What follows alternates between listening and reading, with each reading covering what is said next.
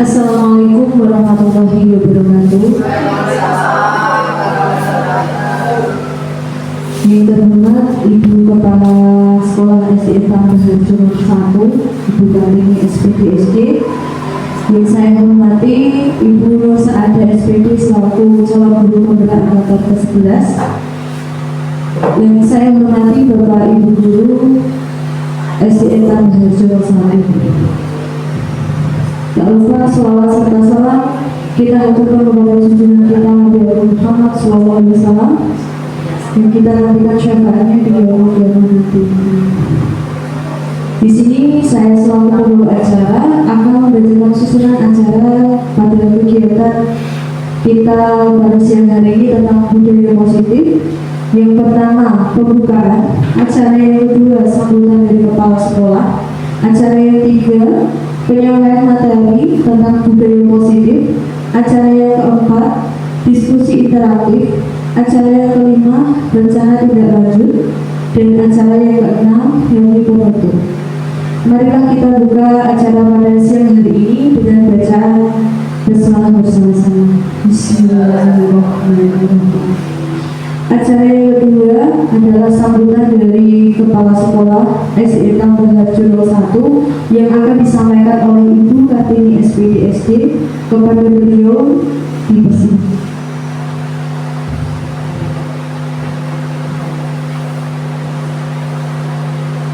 Assalamualaikum warahmatullahi wabarakatuh. Bapak Ibu Guru SD Tambahan Jurul 1, utamanya adalah Ibu Guru penggerak kita yaitu Bu Nur Saada SPD. Alhamdulillah pada siang hari ini kita dapat berkumpul di ruangan ini untuk mengikuti aksi nyata dari calon guru penggerak kita yang angkatan 11 yaitu Bu Nur Saada. Insya Allah nanti membawa berkah bagi kita semua. Salam dan salam juga kita aturkan kepada junjungan kita Nabi Muhammad SAW yang saya kita nantikan syafaatnya besok di yaumul qiyamah. Bapak Ibu, guru penggerak untuk kali ini sudah sampai ke angkatan 11. Yang kemarin teman kita sudah lulus, alhamdulillah. Namun dari berbagai macam informasi, terutama ada di sosial media, bahwa memang banyak pro dan kontra tentang guru penggerak. Nah, pro jelas sangat mendukung karena guru penggerak bisa membangkitkan sekolah yang kemarin adem ayem, guru-gurunya tenang-tenang, sekarang bisa bergerak kembali karena hasil dari guru penggerak ilmunya ditularkan kepada rekan-rekannya sehingga rekan-rekannya bisa diajak berkolaborasi, sekolah itu bisa hidup kembali. Itu sangat jelas, hasilnya sangat jelas.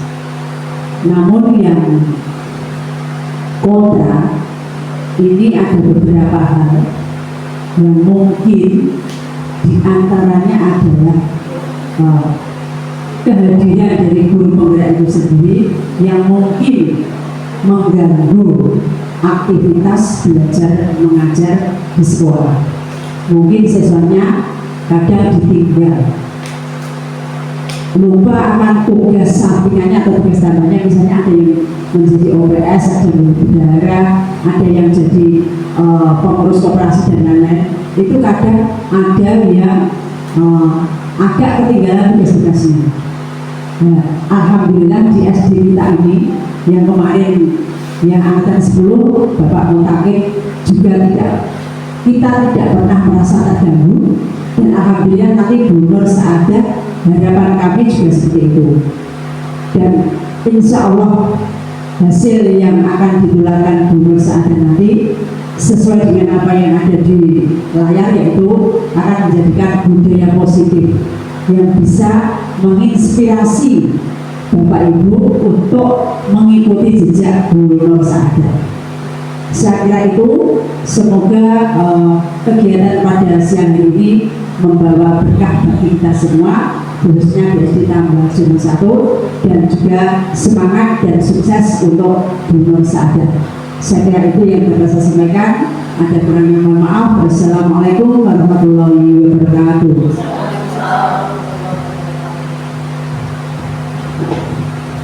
Terima kasih kepada Bu Kartini atas sambutannya.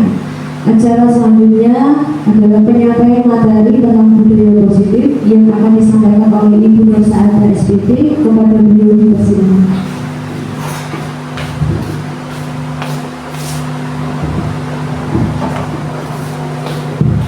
Assalamualaikum warahmatullahi wabarakatuh.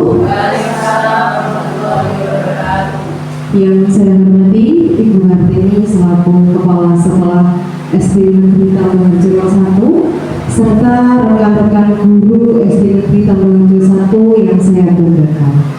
Pertama-tama marilah kita panjatkan puji syukur kehadiran Allah Subhanahu wa taala atas berkat rahmat, hidayah serta inayahnya sehingga kita bisa berkumpul bersama hari ini, siang ini dalam keadaan sehat walafiat. Salawat serta salam marilah kita haturkan kepada junjungan kita Nabi Agung Muhammad Shallallahu Alaihi Wasallam, yang mana selalu kita nantikan syafaatnya dari kita lahir hingga di hari kiamat. Amin Allahumma amin.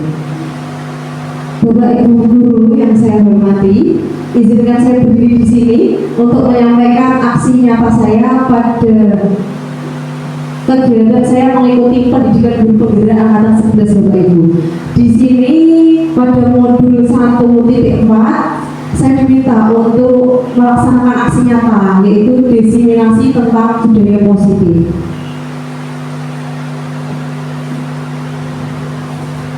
Tujuan diseminasi ini adalah saya ingin menyampaikan pembelajaran dari penerapan konsep inti dari modul budaya positif serta pemahaman mengenai konsep-konsep inti dalam modul budaya positif.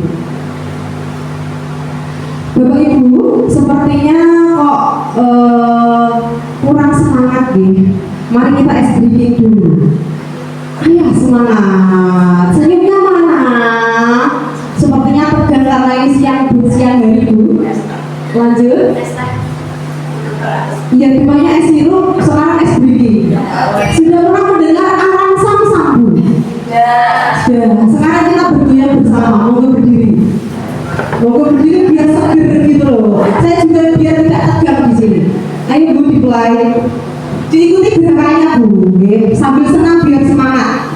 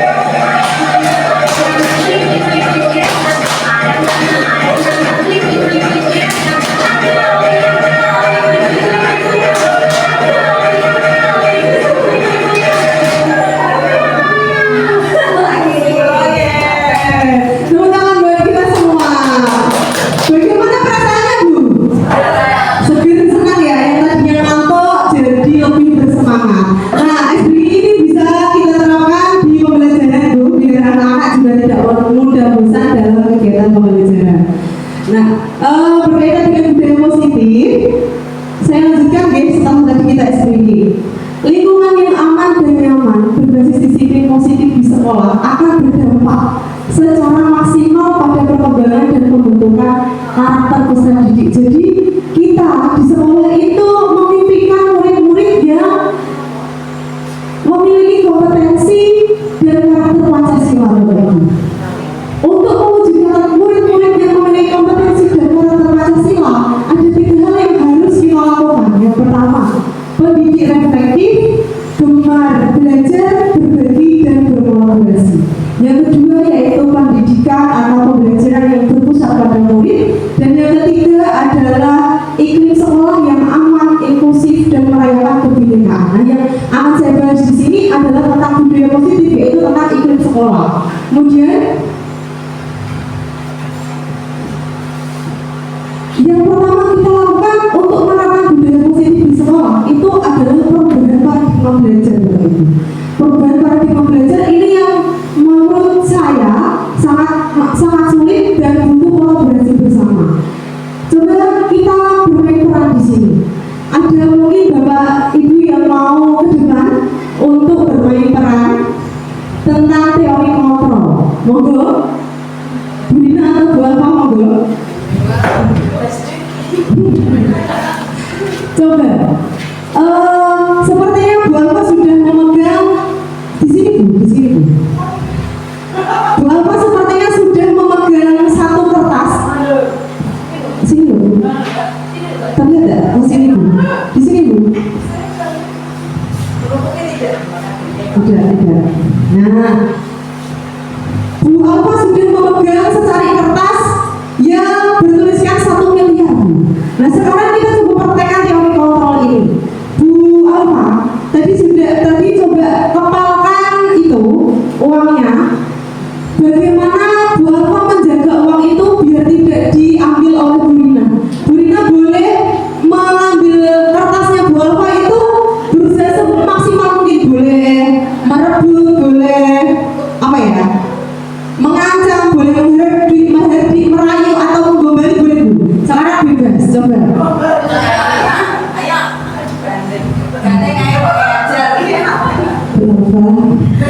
Sepertinya orang itu sangat menarik atau menggoda saya. Bolehkah saya memintanya?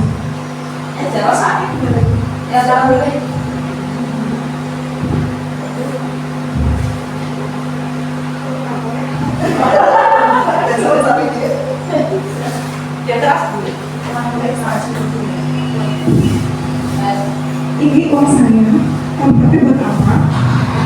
Lebih baik itu dipinjamkan kepada saya saja. Nanti saya buat investasi, hasilnya bisa kita bagi berdua. Investasi Ya, dalam bentuk investasi jangan sekarang Bu. Investasi seperti iya,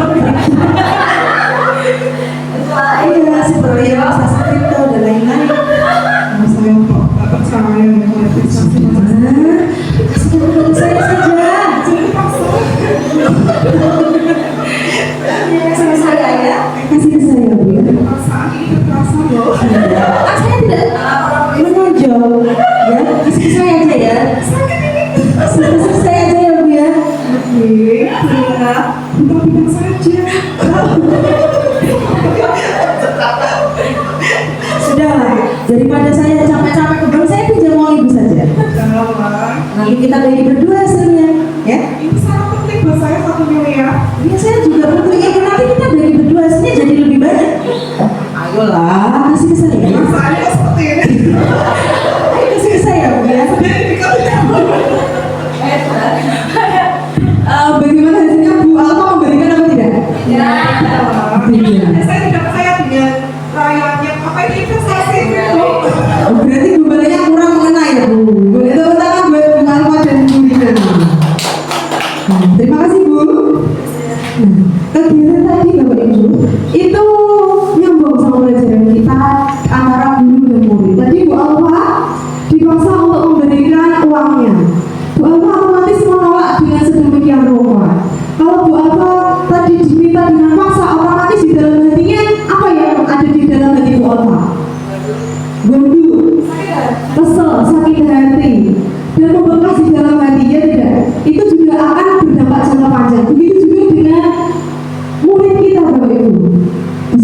UTS. Itu juga berada di murid kita. Kalau kita di kelas memaksa meminta anak dengan paksa itu akan membuat pada diri anak. Nah itu yang akan kita bahas di sini. Kita terapkan disiplin positif mulai dari sekarang. Jadi disiplin positif ini dari teori kontrol yang digagas oleh William Glasser, yang mana kita itu tidak bisa mengontrol orang lain, hanya kita yang bisa mengontrol diri kita sendiri. Jadi walaupun kita sebagai seorang guru, kita tidak bisa mengontrol murid kita, gitu begitu. Terus semua perilaku itu memiliki tujuan. Anak itu melakukan hal itu pasti ada tujuannya. Nah mungkin anak berbuat salah apa itu pasti ada tujuannya. Nah itu nanti kita bahas di sini. Kemudian realitas atau kebutuhan kita itu berbeda-beda. Kita berusaha memahami pandangan orang lain tentang dunia. Setiap orang itu punya gambaran yang berbeda-beda pula. Nanti itu akan berkaitan dengan teori motivasi manusia, akan berbicara tentang 5 posisi kontrol, kebutuhan dasar manusia, dan segitiga restitusi. Kemudian Bu, nah ini adalah miskonsepsi tentang teori kontrol. Miskonsepsi itu adalah hal yang salah atau hal yang selama ini kita lakukan tapi yang ternyata itu tidak benar. Ilusi guru tentang mengontrol murid, jadi guru itu selalu mengontrol murid. Ilusi bahwa semua penguatan positif, efektif dan bermanfaat. Kemudian ilusi bahwa kritik dan membuat rasa bersalah itu mampu menguatkan karakter, dan ilusi bahwa orang dewasa berhak memaksa. Itu adalah miskonsepsi. Kemudian kita harus mengubah itu semua dari stimulus respon ke pendekatan teori kontrol. Dari yang awalnya kebutuhan kita itu sama, kita ubah sama-sama bahwa kebutuhan atau realitas kita itu berbeda. Kemudian yang kedua, semua orang melihat hal yang sama. Itu kita ubah menjadi setiap orang itu memiliki gambaran yang berbeda-beda. Begitu juga dengan murid kita. Kita mencoba mengubah orang agar berpandangan yang sama dengan kita. Itu kita ubah menjadi kita berusaha memahami pandangan orang lain tentang dunia. Perilaku buruk dilihat sebagai suatu kesalahan, kita ubah menjadi semua perilaku itu memiliki tujuan. Yang selanjutnya, orang lain bisa mengontrol saya. Itu kita ubah sebagai hanya Anda yang bisa mengontrol diri Anda sendiri, bukan orang lain. Kemudian saya bisa mengontrol orang lain. Itu kita ubah menjadi Anda tidak bisa mengontrol orang lain. Begitu seterusnya. Kita lanjutkan dulu. Nah, ini berkaitan dengan disiplin positif, Bapak Ibu. Disiplin itu berasal dari kata disiplina, yang artinya belajar. Disiplin mengacu pada disiplin diri yang memiliki tanggung jawab terhadap apa yang dilakukannya berdasarkan nilai-nilai yang diyakini. Disiplin positif itu juga merupakan cara penerapan disiplin yang bertujuan untuk menumbuhkan kesadaran serta memberdayakan diri tanpa imbalan penghargaan, hukuman maupun pujian. Begitu. Sebagai pendidik, tujuan kita adalah menciptakan peserta didik yang memiliki disiplin diri, sehingga mereka itu berperilaku mengacu pada nilai-nilai kebajikan universal dan memiliki motivasi intrinsik dalam merubah perilaku ke arah yang lebih baik. Nah, nilai-nilai kebajikannya yang bagaimana, Bu? Nilai-nilai kebajikan itu apa sih? Nilai-nilai kebajikan adalah sifat positif yang merupakan tujuan mulia yang ingin dicapai setiap individu. Dalam dimensi profil pelajar Pancasila, di situ sudah tertuang nilai-nilai kebajikan. Nilai-nilai kebajikan ini bersifat universal, Bu, yaitu lintas bahasa, suku bangsa, agama maupun latar belakang. Yang pertama apa dimensi profil pelajar Pancasila? Beriman dan bertakwa. Iya, betul. Beriman, bertakwa kepada Tuhan Yang Maha Esa sesuai lagunya ya. Dan berakhlak mulia. Yang kedua, mandiri. Yang ketiga, bernalar kritis. Yang keempat, berkebinekaan global. Yang kelima, gotong royong dan kreatif. Nah, di situ dari disiplin positif itu kita mempunyai kewajiban. Tujuan kita adalah menciptakan anak-anak yang memiliki nilai-nilai kebajikan ini. Nah, nilai-nilai kebajikan itu tadi dilaksanakan dengan adanya kegiatan disiplin positif tersebut. Kemudian, coba Bapak Ibu setuju tidak? Hukuman di sekolah itu dapat mendisiplinkan anak, setuju atau tidak? Hukuman di sekolah itu dapat mendisiplinkan anak. Ya, sebetulnya tidak. Ya, betul. Sebetulnya tidak, tapi budaya kita itu masih banyak yang menerapkan hukuman. Karena apa? Kenapa tidak setuju? Karena hukuman itu dapat membekas dalam hati murid itu. Jadi kita terlalu mengontrol anak. Jadi padahal anak itu berbuat itu ada tujuannya. Nanti kita bahas di sini. Kemudian pemberian hukuman dengan hal positif seperti membaca atau membersihkan halaman sekolah itu dapat meningkatkan disiplin anak. Setuju tidak? Pemberian hukuman dengan hal positif, misalnya anak disuruh membaca atau membersihkan halaman sekolah. Bisa. Ya bisa. Tapi di sini karena pemberian hukuman seperti membaca atau membersihkan halaman sekolah itu kurang maksimal. Karena apa? Karena ini nanti akan berdampak pada motivasi eksternal anak. Jadi anak itu tidak muncul dari dalam hatinya sendiri, tapi dari luar. Itu juga kurang pas dalam teori kontrol di sini. Kemudian memberi penghargaan dapat meningkatkan motivasi belajar anak. Setuju, ya. Setuju memang, tapi nanti kita bahas di sini ya. Kemudian membuat anak merasa bersalah itu juga bisa memberikan dampak lebih ringan dibanding menghukum. Kemudian nah ini tadi yang saya bahas. Itu berkaitan dengan motivasi perilaku manusia. Motivasi perilaku manusia itu ada 3. Yang pertama, untuk menghindari ketidaknyamanan atau hukuman.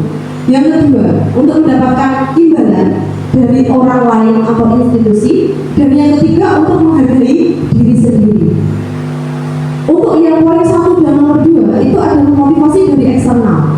Yang ketiga adalah motivasi internal. Kita sebagai pendidik, alangkah lebih baiknya jika kita menciptakan motivasi anak untuk belajar itu dari motivasi internal, sehingga mereka itu menghargai diri sendirinya. Jadi nilai-nilai yang keluar dari mereka atau perlakuan dari mereka itu memang dari dirinya sendiri, bukan dari motivasi eksternal. Dan kita sebagai seorang guru alangkah lebih baiknya jika menghindari di motivasi eksternal, yaitu hukuman maupun pemberian imbalan. Kemudian, nah ini bedanya Bu. Bagaimana kalau kita memberikan hukuman dan antara tadi hukuman, ujian atau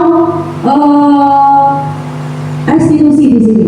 Hukuman itu adalah sesuatu yang menyakitkan, yang harus terjadi. Jadi jika anak diberikan hukuman itu akan menyakitkan bagi anak. Dan itu terjadi memang mau tidak mau harus dilakukan oleh anak. Kemudian, nah itu tadi tidak nyaman untuk murid untuk jangka waktu panjang. Korban mendapatkan keadilan, maksudnya gini Bu. Pak, itu loh tadi sudah mengejek saya lah. Yang diejek kan dihukum. Otomatis yang korban merasa kalau itu sudah dihukum dulu, jadi dia merasa sudah adil. Seperti itu. Tapi itu akan membuat murid yang lain akan merasa tersakiti. Untuk yang konsekuensi ini sesuatu yang harus terjadi. Misalnya anak berbuat seperti itu, konsekuensinya apa? Anak tahu konsekuensinya, tapi itu tidak nyaman untuk murid untuk jangka waktu pendek. Korban bisa diabaikan dan murid atau anak dibuat tidak nyaman. Berbeda dengan restitusi Bu. Jadi arah kegiatan di sini kita untuk mengantisipasi anak yang nakal itu kita arahkan ke restitusi. Restitusi itu apa sih? Restitusi nanti kita bahas. Monggo sekali. Oke, lanjut. Nah, restitusi adalah proses menciptakan kondisi bagi murid untuk memperbaiki kesalahan mereka sehingga mereka dapat kembali ke kelompok mereka dengan karakter yang lebih kuat. Restitusi ini pembelajaran saya di modul 1.4 itu mudah diucapkan tapi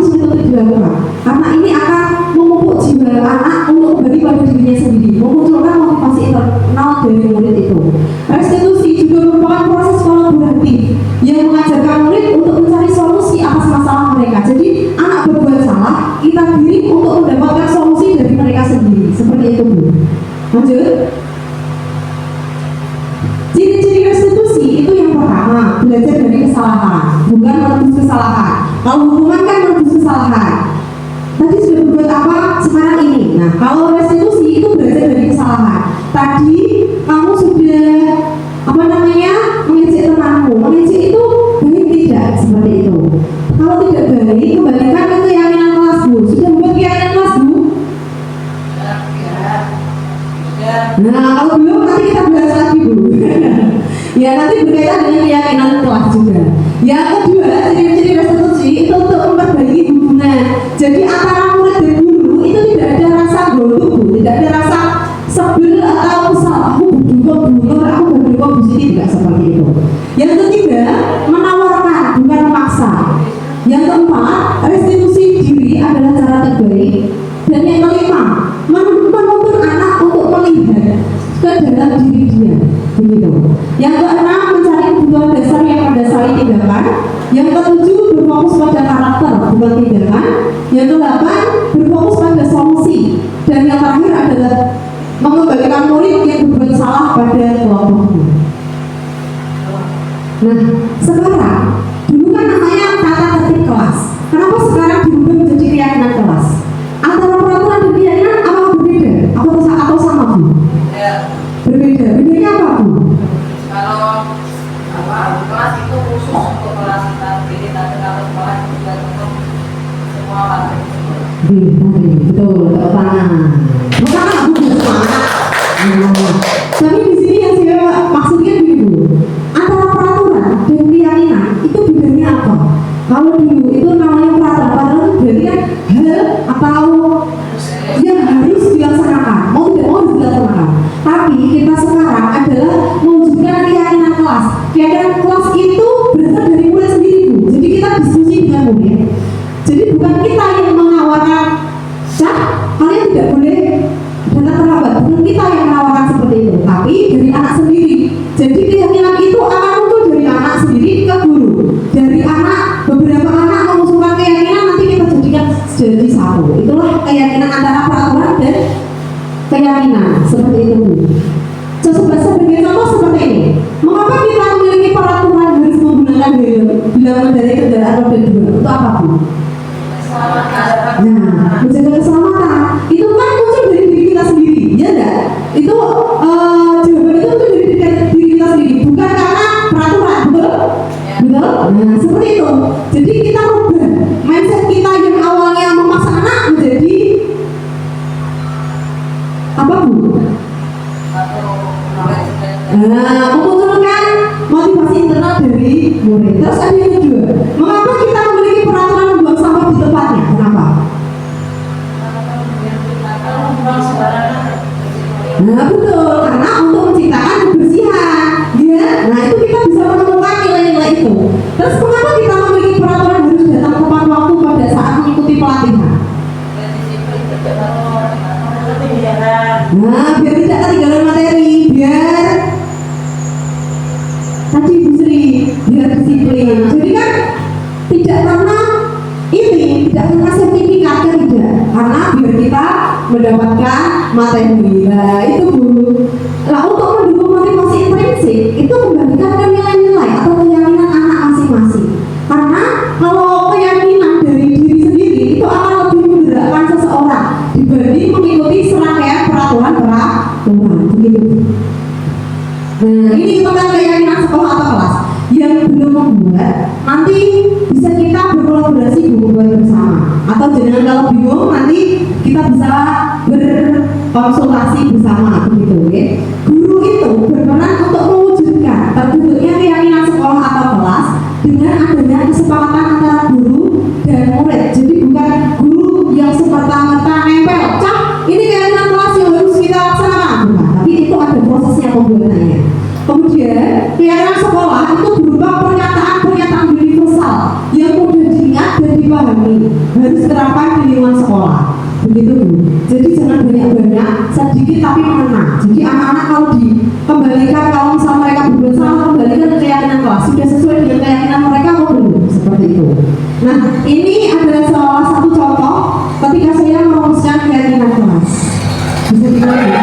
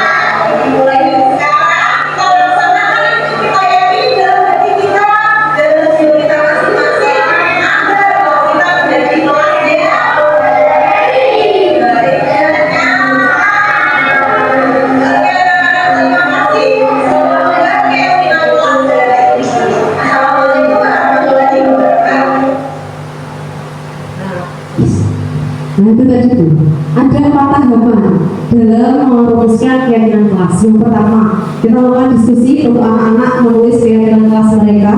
Kemudian kita bahas keyakinan kelas tersebut menjadi kalimat, kita uraikan menjadi kalimat yang positif. Jadi kalau buat keyakinan kelas itu tidak boleh dilarang membuang sampah di kelas, itu tidak boleh. Harus kita rubah menjadi keyakinan kelas yang positif. Kita rubah menjadi apa kalau dilarang membuang sampah di kelas misalnya? Nah, membuang sampah pada tempatnya, begitu, atau membuang sampah menjaga kebersihan kelas. Nah, ini adalah keyakinan kelas 5, tertib saat pelajaran, menjaga kebersihan kelas, saling menghormati dan menghargai antar guru antar siswa, dan belajar dengan sungguh-sungguh. Jadi dari beberapa tadi keyakinan kita rangkum, kita ringkas menjadi 4 itu tadi. Nah, ini berkaitan dengan kebutuhan dasar manusia. Kebutuhan dasar manusia itu adalah segala sesuatu yang kita lakukan untuk mendapatkan apa yang kita inginkan. Seluruh tindakan yang kita lakukan itu memiliki tujuan tertentu, dan semua usaha terbaik yang kita lakukan adalah dalam rangka agar kebutuhan dasar kita terpenuhi dengan baik.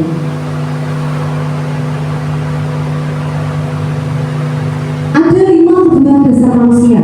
Yang pertama, untuk bertahan hidup, kasih sayang dan rasa diterima, penguasaan, kebebasan, dan juga kesenangan.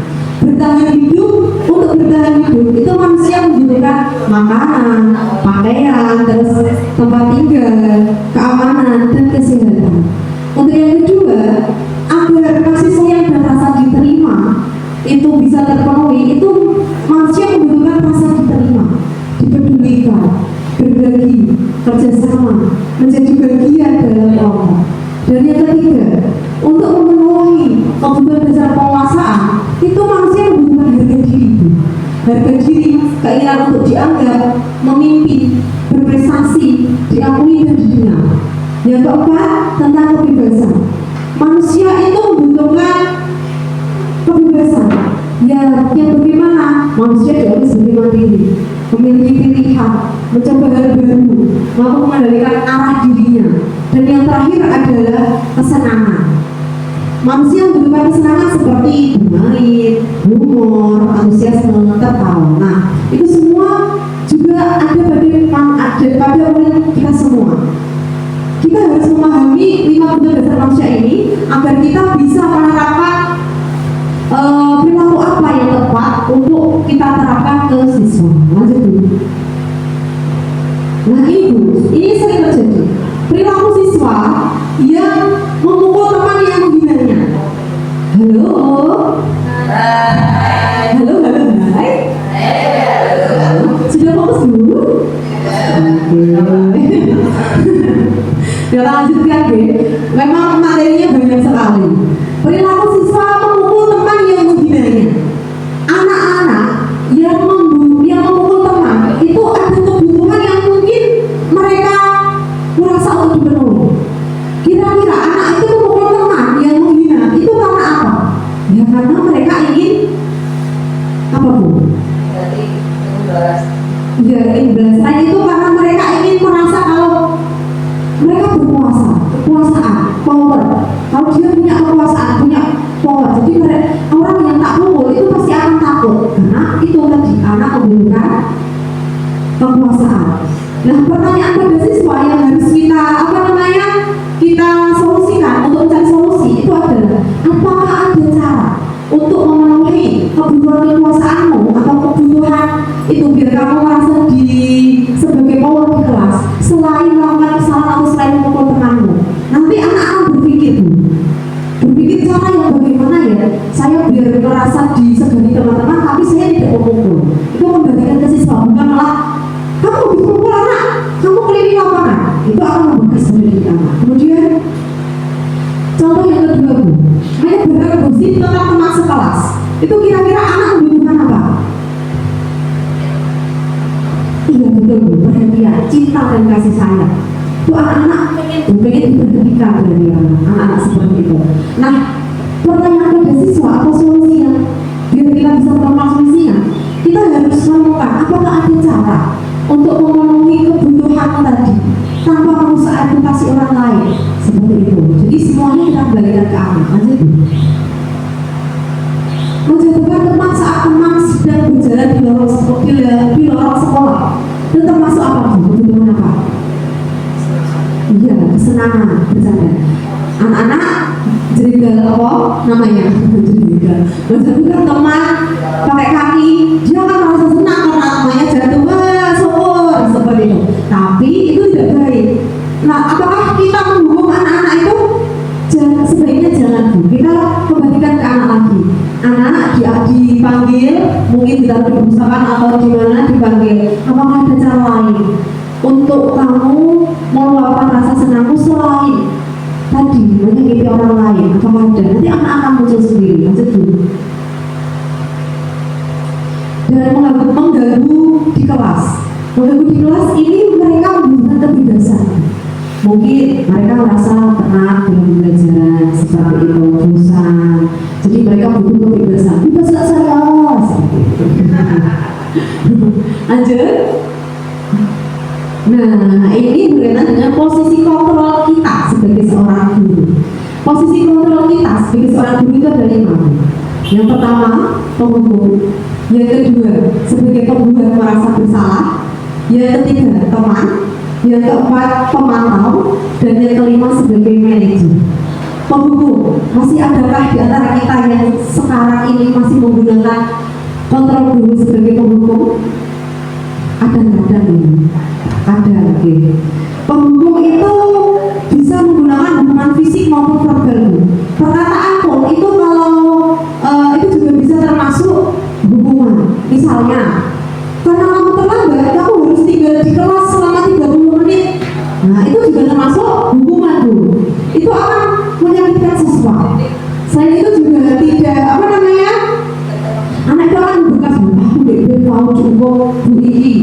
Itu nanti akan membekas anak sampai panjang lah waktunya. Kemudian yang kedua, membuat rasa bersalah. Ini biasanya menggunakan suara yang lebih halus Bu. Seperti ini contohnya. Kamu guru sangat kecewa dengan tindakanmu. Apakah kamu tidak kasihan sama guru kalau kamu berbuat seperti itu? Nah, itu kan nanti jadi anak-anak merasa bersalah, ya Allah, saya sudah membuat guru seperti itu. Nah, itu namanya psikotel sebagai pembuat merasa bersalah. Yang ketiga, sebagai teman. Sebagai teman itu kita tidak akan menyakiti murid, tapi tetap berupaya mengontrol melalui persuasi, dibujuk-bujuk dulu. Misalnya seperti ini, kamu bisa berbagi perasaanmu dengan guru, kamu tadi di rumah ngapain saja dan lain-lain. Nah, itu sebagai teman.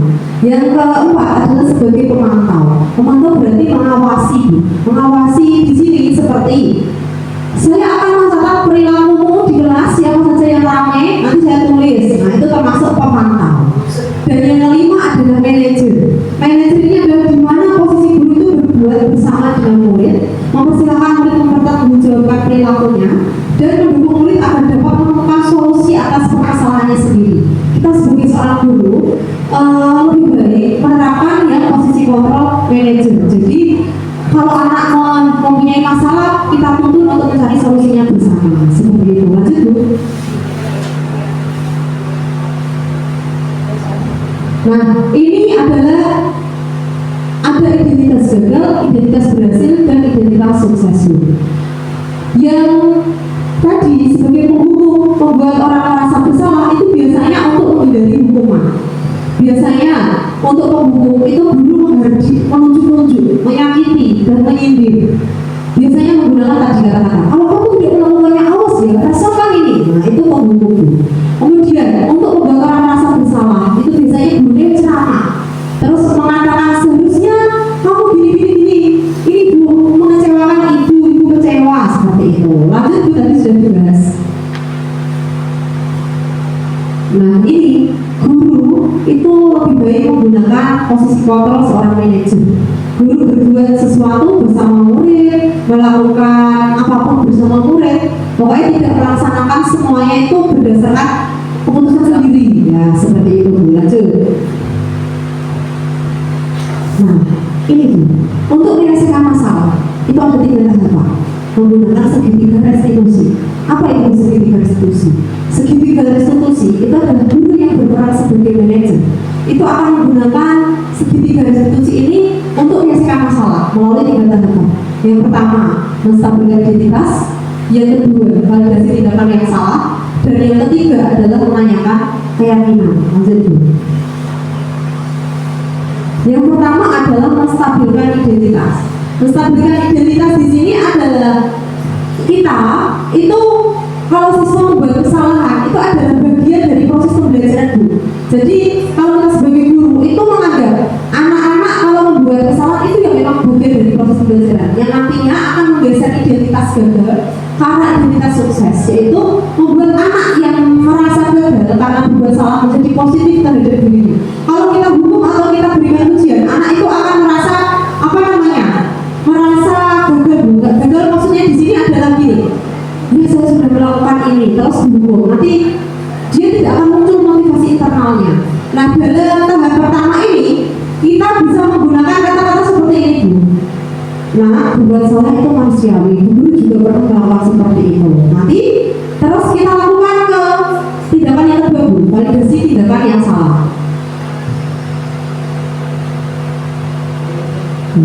Validasi tindakan yang salah itu membantu siswa mengenali basic kebutuhan yang ingin dipenuhi. Jadi kita tanyakan sebenarnya mereka berlaku seperti itu.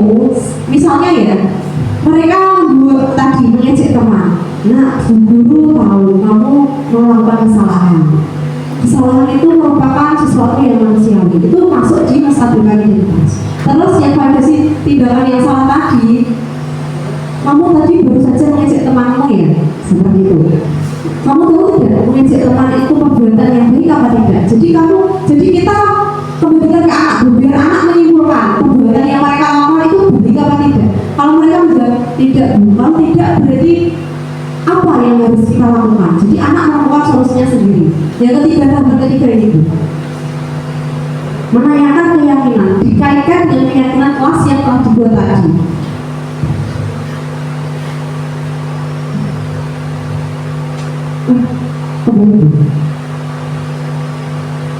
Kembali lagi. Nah, menanyakan keyakinan kelas itu bisa dikaitkan menggunakan kata-kata seperti ini. Apa nilai yang kita percaya di kelas? Misalnya tadi mengejek kelas. Kamu ingat tidak keyakinan kelas yang telah kita buat kemarin? Ingat tentang apa? Tentang menghargai, misalnya seperti itu. Nah, kamu ingat kenapa kamu tidak melakukannya? Nah, nanti di situ anak akan memunculkan dirinya sendiri, memunculkan motivasi dari dirinya sendiri. Lanjut. Ini adalah salah satu contoh ketika saya menerapkan segitiga restitusi. Monggo bisa disaksikan bersama.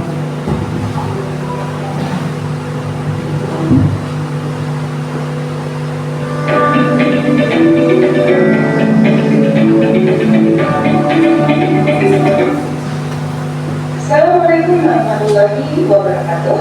Perkenalkan, nama saya Nur Saada dari SD Negeri Tambungan Jono 1, Kecamatan Tanggaram. Saya merupakan calon guru pembinaan angkatan 11 dari Kabupaten Pati. Pada video kali ini, saya akan menyampaikan tentang demonstrasi kontekstual modul 1-4 tentang budaya Muslim. Terima kasih kepada fasilitator Ibu Sylvia Nurmastuti dan pengajar praktik Bapak Agus Sarami atas bimbingannya selama ini. Pada video kali ini, saya akan menerapkan segitiga restitusi untuk menyelesaikan permasalahan yang ada di sekolah saya. Segitiga restitusi adalah sebuah model atau pendekatan dalam mendisiplinkan anak atau siswa yang berfokus pada perbaikan kesalahan dan pengembangan karakter, bukan hanya pada hukuman. Segitiga restitusi terdiri dari 3 tahapan. Yang pertama yaitu menstabilkan identitas, yang kedua validasi tindakan yang salah, dan ketiga menanyakan keyakinan. Menstabilkan identitas berarti mengubah identitas anak dari orang yang gagal karena melakukan kesalahan menjadi orang yang sukses. Biasanya menggunakan pertanyaan seperti, setiap orang pasti pernah melakukan kesalahan. Kamu bukan satu-satunya yang pernah melakukan itu. Yang kedua yaitu validasi tindakan yang salah.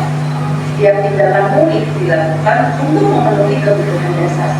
Guru berupaya memahami kebutuhan dasar yang melatar belakangi murid berbuat kesalahan, kemudian menemukan cara-cara paling efektif untuk memenuhi kebutuhan tersebut. Biasanya, contoh pertanyaannya adalah, kamu pasti punya alasan mengapa kamu melakukan hal itu. Adakah cara yang lebih efektif untuk mendapatkan apa yang kamu butuhkan? Yang ketiga yaitu menanyakan keyakinan. Ketika idealitas sukses tercapai yaitu pada langkah 1 dan perilaku yang salah melalui validasi yaitu pada langkah kedua, maka murid akan siap untuk dihubungkan dengan nilai yang dipercaya dan berpindah menjadi orang yang tidak inginkan. Contoh pertanyaannya seperti, keyakinan kelas apa yang kita yakini? Kamu ingin menjadi orang yang seperti apa? Berikut adalah kasus yang ada di sekolah saya. Kasus yang pertama yaitu Ainan yang sering mengecek teman sekelasnya Aibola dengan memanggilnya dengan sebutan yang lainnya tempat saya ingin bicara kepada Laila tentang sesuatu yang berbeda. Guru sering mendengar saya menyebut Aibola dengan sebutan lainnya. Itu tidak sempat, ya. Itu bisa menjadi perasaan. Biasa saja, cuma bercanda kok. Tapi bercanda seperti itu bisa menjadi orang lain. Juga, bagaimana kalau kamu dipanggil namamu dan sebenarnya tapi sebenarnya namanya? Bagaimana perasaan?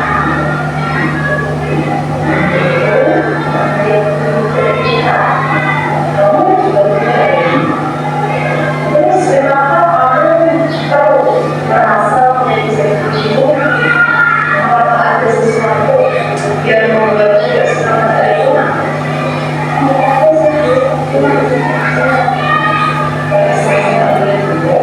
Bisa adalah jika hal itu terus berlanjut, maka itu tidak terjadi. Saya mau bagaimana perasaan jika ia merasa sedih atau menyenangkan?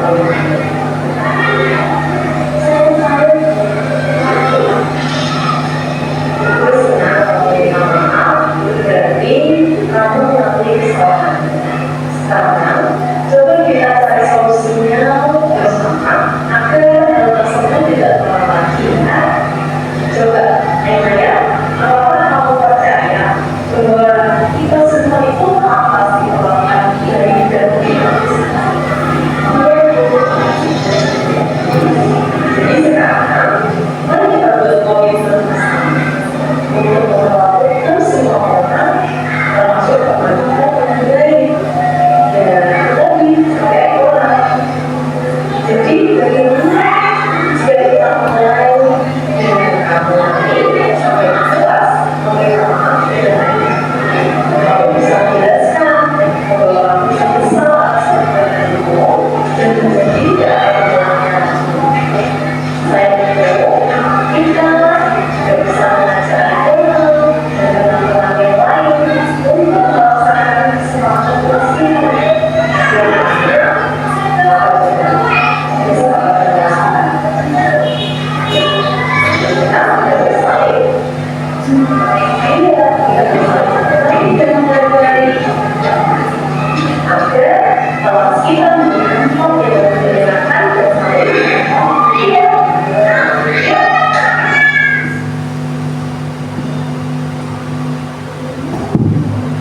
Itu tadi Bu adalah penyelesaian masalah menggunakan segitiga restitusi. Demikian yang dapat saya sampaikan. Nanti waktu saya kembalikan ke moderator. Terima kasih. Wassalamualaikum warahmatullahi wabarakatuh.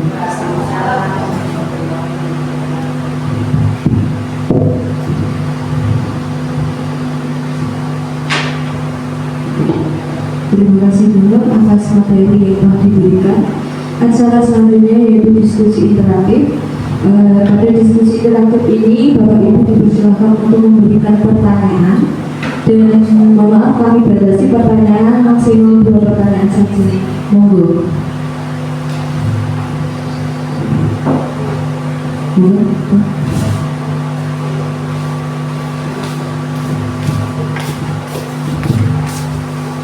Ya, saya mau bertanya Bu, bagaimana kita mengubah paradigma stimulus respon ke pendekatan teori kontrol?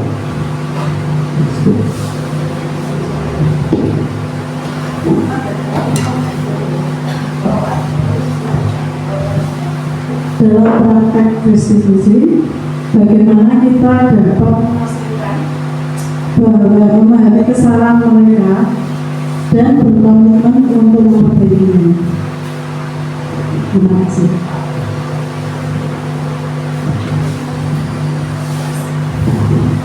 Baik, terima kasih Bu. Sebelumnya kita sepertinya butuh SBD.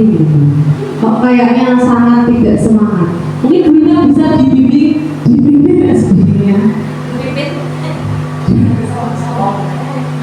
Terserah Bu Sri, nggak boleh tepuk-tepuk, boleh Bu Ina. Sini aku kan Bu Ina.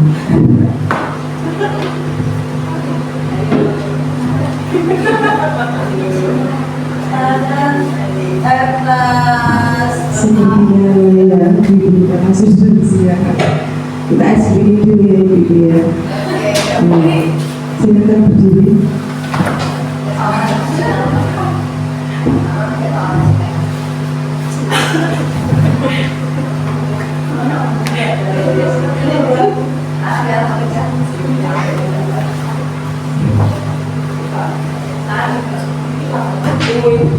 Iya. Senamping Ibu.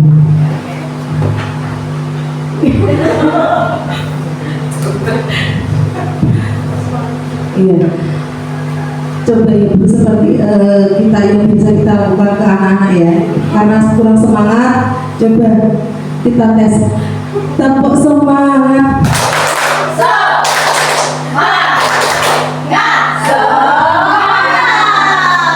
Masih loyo Bu, sekali lagi ya semangat ya keras. Ya.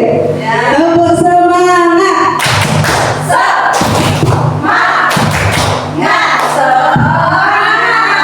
Ya, bagaimana sudah mendingan Bu? Sudah kembali ya?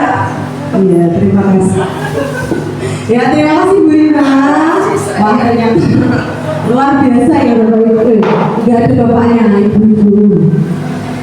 Yang pertama saya akan menjawab, mungkin kalau nanti jawaban saya kurang tepat, nanti kita bisa tepati bersama, begitu.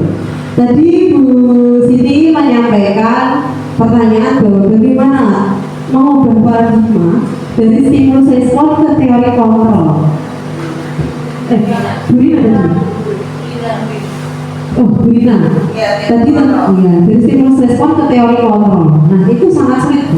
Karena kita itu budaya kita itu dari yang ada di sekeliling kita biasanya adalah stimulus respon. Dan kita ubah ke teori kontrol. Itu yang pertama adalah kita harus mengubah kerangka acuan, yang mana kita harus beralih dari melihat perilaku siswa sebagai hasil dari stimulus eksternal menuju pemahaman bahwa siswa ini memiliki pilihan dan kontrol atas tindakan mereka sendiri. Yang kedua, memahami teori kontrol dari William Glasser tadi, yang mana kita itu tidak dapat memaksa siswa untuk berperilaku dengan cara tertentu jika mereka tidak memilih untuk melakukannya. Jadi penting untuk kita menciptakan lingkungan di mana siswa ini merasa memiliki kontrol atas pilihan mereka, sehingga mereka akan lebih termotivasi untuk berpartisipasi dan belajar. Dan yang ketiga, fokus pada pilihan dan tanggung jawab, yang mana siswa ini diajarkan untuk memahami bahwa mereka ini memiliki pilihan dalam setiap situasi.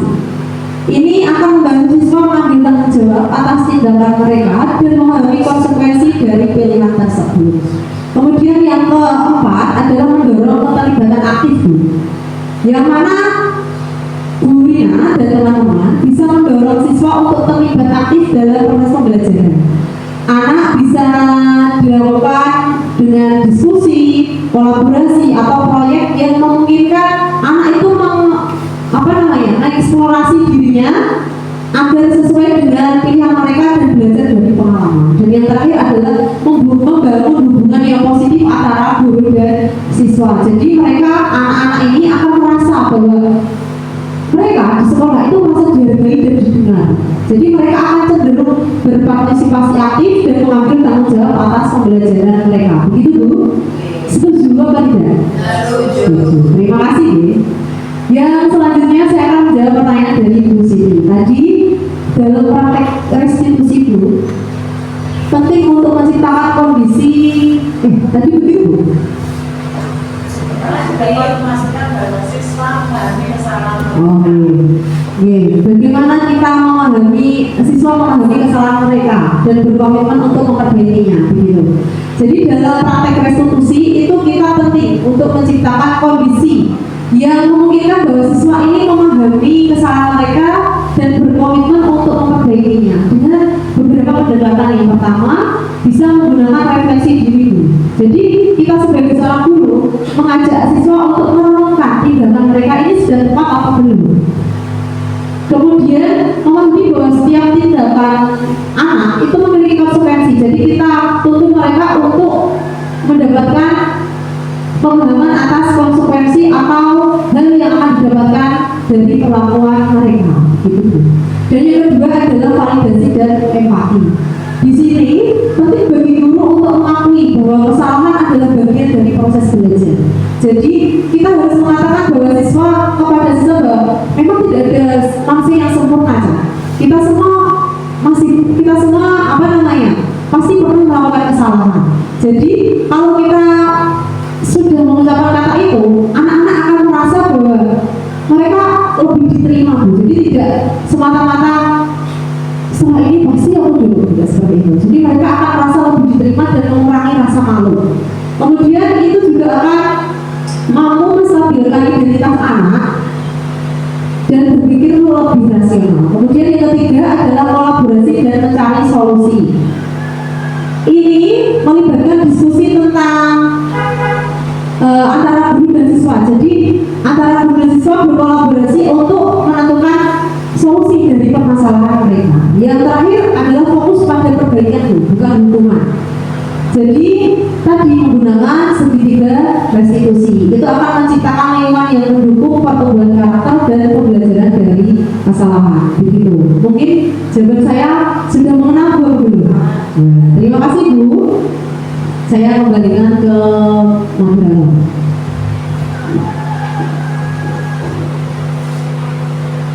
Acara yang selanjutnya adalah rencana tindak lanjut yang akan disampaikan oleh Ibu Nusa Aja kepada guru. Jadi berkaitan dengan rencana tindak lanjut Ibu rekan-rekan guru semuanya.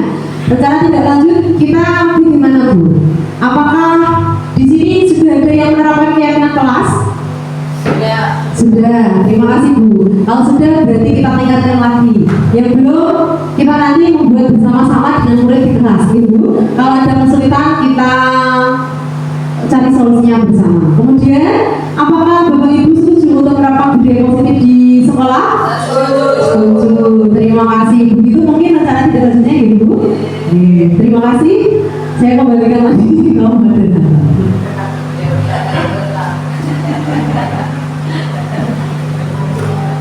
Selanjutnya acara yang keenam adalah penutup. Marilah kita tutup kegiatan pada siang hari ini dengan bacaan hamdalah bersama-sama. Saya selaku pembawa acara mohon maaf apabila ada tutup kata yang kurang berkenan di hati. Terima kasih. Sekian dari saya. Wassalamualaikum warahmatullahi wabarakatuh.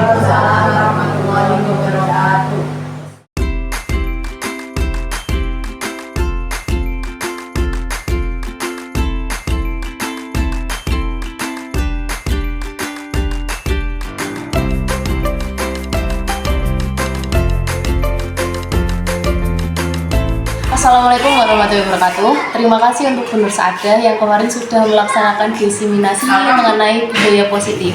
Semoga diseminasi yang kemarin sudah terlaksana dapat berjalan di sekolah kita dengan baik dan lancar. Terima kasih. Terima kasih buat Bunur Saada kemarin sudah melaksanakan diseminasi di ruang kelas 5. Semoga nanti untuk kedepannya baik bermanfaat untuk kami dan semuanya. Terima kasih.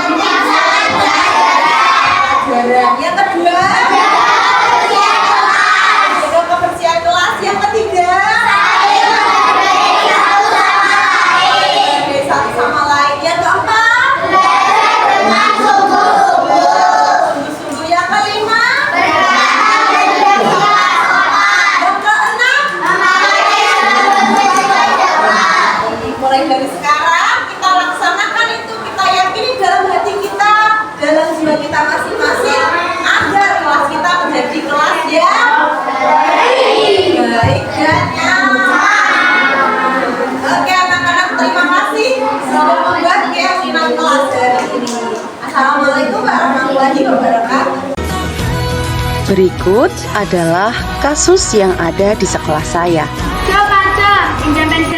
Kasus yang pertama yaitu Ainaya sering mengejek teman sekelasnya Aikona dengan memanggilnya dengan sebutan nama ayahnya di depan teman-teman lainnya. Naya, guru ingin berbicara kepada Naya tentang sesuatu yang membuat Bu Guru khawatir akhir-akhir ini. Bu Guru sering mendengar Naya menyebut Aikona dengan sebutan nama ayahnya. Itu tidak sopan, ya, dan itu bisa menyakiti perasaan Aikona. Biasa aja Bu, cuma bercanda kok. Tapi bercanda seperti itu bisa menyakiti hati orang lain. Coba bayangkan, bagaimana kalau kamu dipanggil namamu bukan sebutan namamu, tapi sebutan nama ayahmu? Bagaimana perasaan? Itu anak yang baik dan pintar. Kamu juga punya ya. Terus kenapa kamu perlu merasa mengejek Aikona? Apakah ada sesuatu yang membuatmu tidak suka pada Aikona? Nggak ada sih Bu, cuma iseng aja. Iseng seperti itu bisa berdampak buruk pada persahabatan kamu. Jika hal itu terus berlanjut, maka itu tidak baik. Coba kamu pikirkan, bagaimana perasaan Aikona jika ia merasa sedih atau marah karena Allah?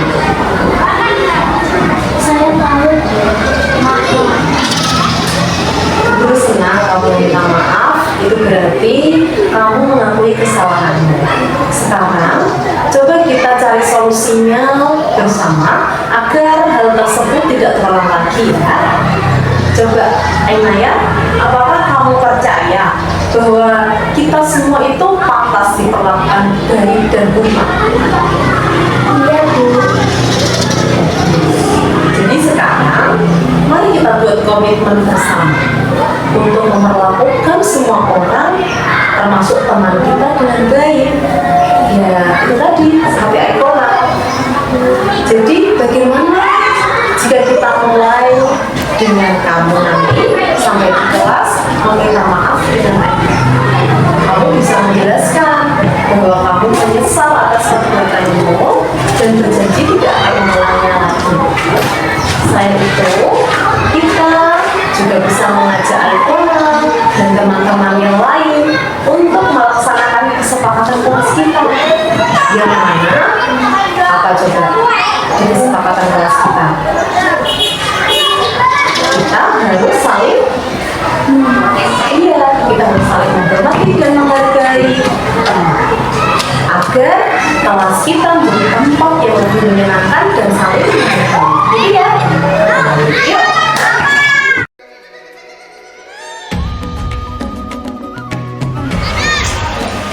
Kasus yang kedua yaitu Allegra sering tertangkap mencontek jawaban teman saat ujian.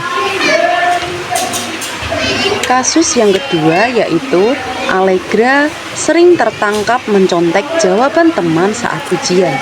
Allegra, kita perlu bicara tentang apa yang terjadi selama ujian kemarin. Bu Guru melihat kamu kemarin mencontek ya? Saya tahu itu salah. Bu Guru mengerti kamu mungkin merasa kesulitan, tapi mencontek itu bukan solusi yang tepat, Allegra. Sekarang, mari kita cari tahu mengapa kamu melakukan itu. Allegra, kamu adalah siswa yang cerdas. Kamu punya banyak potensi. Terus, mengapa kamu merasa tercontek? Apakah kamu merasa tidak yakin dengan kemampuanmu? Atau ada tekanan lain yang kamu rasakan? Sebenarnya saya merasa jauh ini. Saya takut nilainya jelek. Kekhawatiranmu, tapi mencontek tidak akan membuatmu benar-benar memahami materi. Justru itu akan menghambat pertumbuhanmu. Saya tahu, Bu, tapi saat itu saya malu. Gue tahu itu sulit, tapi penting untuk kita belajar dari kesalahan. Allegra, apakah kamu percaya bahwa kamu bisa berhasil dalam pelajaran ini jika kamu berusaha lebih keras? Saya rasa bisa, Bu. Bagus. Sekarang, mari kita buat rencana bersama agar kamu bisa lebih percaya diri dan berhasil dalam ujian selanjutnya. Bagaimana jika kita mulai dengan membuat jadwal belajar yang teratur? Kamu bisa meminta bantuan teman atau guru jika ada materi yang belum kamu pahami. Selain itu, kita juga bisa mencoba teknik belajar yang baru yang berbeda agar kamu lebih tertarik dengan pelajaran. Baik, Bu, saya akan coba. Berikut adalah tanggapan murid setelah melakukan segitiga restitusi. Assalamualaikum warahmatullahi wabarakatuh. Perkenalkan, nama saya Ainaya Adwa Fadatur Rahma dari kelas 5 SDN Tambarharja 01 Tambarama. Terima kasih Bu Guru, saya sangat senang diajak berdiskusi dengan Ibu mengenai permasalahan saya yang sering mengejek nama Aikona dengan sebutan nama ayahnya.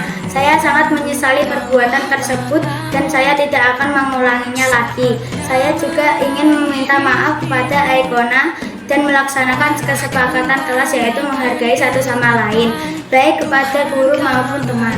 Perkenalkan, nama saya Tristan Allegra Aranto dari kelas 5 SDN Tambarharja 01 Tambarama. Terima kasih Bu Guru, saya senang sekali diajak berdiskusi dengan Ibu mengenai permasalahan saya yang sering mencontek saat ulangan. Saya menyesal sekali sudah mencontek. Saya akan berusaha lebih keras lagi untuk memahami materi pelajaran.